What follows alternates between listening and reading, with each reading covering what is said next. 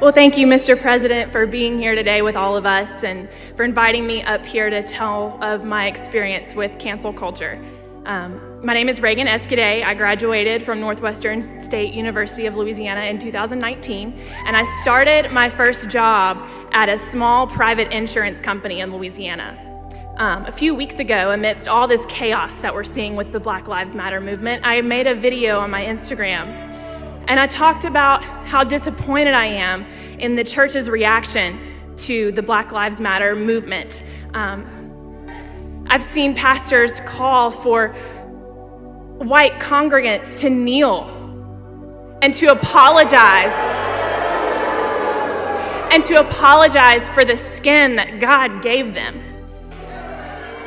And I addressed these evangelical pastors and leaders and reminded them that racism is a problem in the heart. It is a sin problem that cannot be resolved by any law, protest, or march.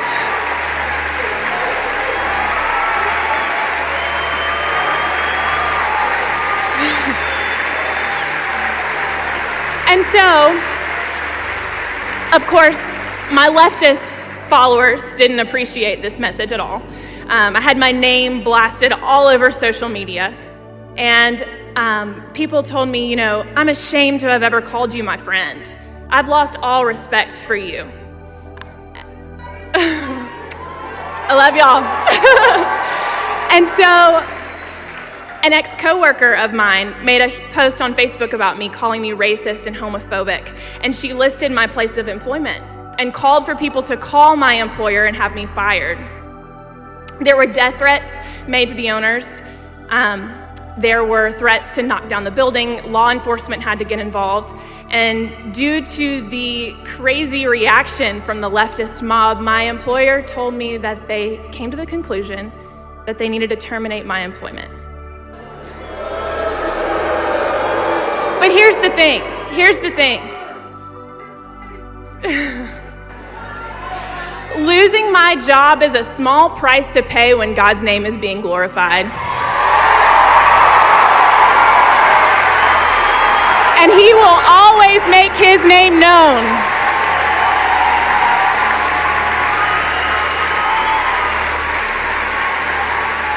But I share this story with you.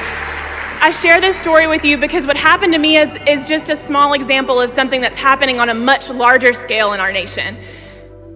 Aunt Jemima was canceled. And if you didn't know, Nancy Green, the original first Aunt Jemima, she was a picture of the American dream. She was a freed slave who went on to be the face of the pancake syrup that we love and have in our pantries today. She fought for equality, and now the leftist mob is trying to erase her legacy. And might I mention how privileged we are as a nation if our biggest concern is a bottle of pancake syrup.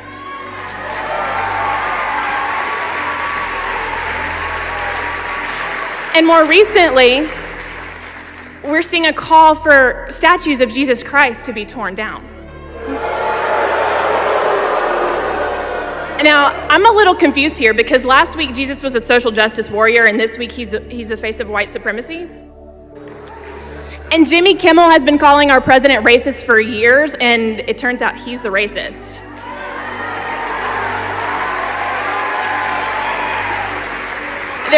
There's governors that are getting away with wearing blackface. That's just sliding under the radar. So I want to encourage you all to stand firm in your beliefs. We need truth. We need hard, cold facts and truth now more than we ever have before. And we are so blessed to have a president who stands on the front lines, walks through the fire every day to fight for our God-given American freedoms.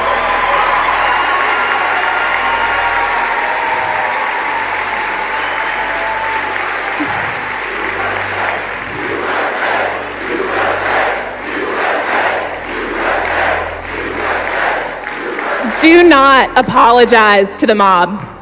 And thank you, President Trump, for never apologizing to the mob, for always standing firm, for being here for the American people, and for fighting for our best interests, because you are the change that we need to see in America. Thank you.